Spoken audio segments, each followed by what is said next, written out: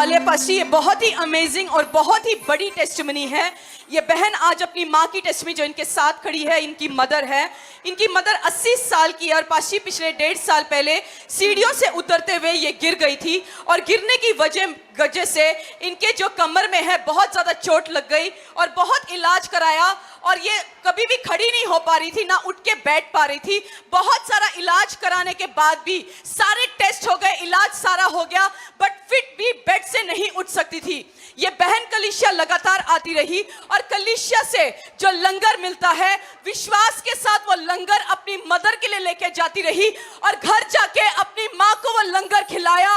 और उसके बाद एक दिन इनकी मदर इनको बोलती है, जरा मेरी कमर पे हाथ लगा के देख, मुझे ऐसा लग रहा है मैं हील हो चुकी हूँ।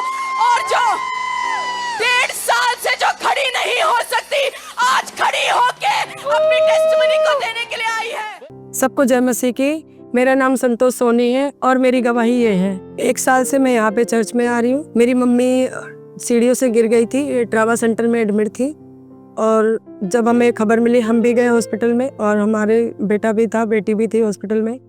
ये इनकी हालत बहुत ज़्यादा, मैं तो रोती हुई पूरे रास्ते में गई। और जब वहाँ हम गए तो मेरी मम्मी अंदर मतलब लेके रखे थे वो लोग। जब हम अंदर गए तो मैं तो यही कहती थी, प्रभु बस जिंदा रखना मेरी मम्मी को। और जब हम वहाँ गए तो उन्होंने इनका इलाज चला और इनका एक्सरे भी हुए और इनका इलाज चलता रहा। लेकिन वहाँ पे 1 या 2 दिन रखा उन्होंने, उसके बाद दवाइयाँ लिख दी, उसके बाद छुट्टी कर दी उन्होंने। बोले आप घर ले जाओ लेकिन उनकी दवाइयाँ चलेंगी। तो उन्होंने दवाइयाँ लिख दी थी, हम लेकर घर पे आ गए और इनको पोटी हम बिस्तर पे ही कराते थे। वो पोट लिया था हमने, बिस्तर पे ही हम कराते थे इनको पोटी। और मैं भी ड्यूटी करती थी, परेशान हो गई थी बहुत। परमेश्वर का मैं धन्यवाद करती हूँ, हमें ये कलीसिया मिली और 1-1.5 साल होते जा रहा मुझे इधर आ रही हूँ मैं चर्च में। बड़े विश्वास के साथ मैं यहाँ से जो प्रार्थना किया हुआ ऑयल मिलता था हमें, वो मैं लेकर जाती थी घर पे और मम्मी को अपने लगाती थी, कमर में और सर में इनको लगाती थी। परमेश्वर रोज़ लगाती थी और मैं यही सोचती थी परमेश्वर कभी ना कभी तो मेरी मम्मी को चंगाई करेंगे। और वैसा ही हुआ। मैं यहाँ से लंगर का खाना लेकर एक दिन गई, मेरा मन हुआ अंदर से कि मैं खाना लेकर जाऊँ मम्मी के लिए। यहाँ से मैं लंगर का खाना लेकर गई और मम्मी को घर पे जाके मैंने इनको खिलाया बड़े विश्वास के साथ और प्रार्थना का जो ऑयल मिला था वो भी लगाया।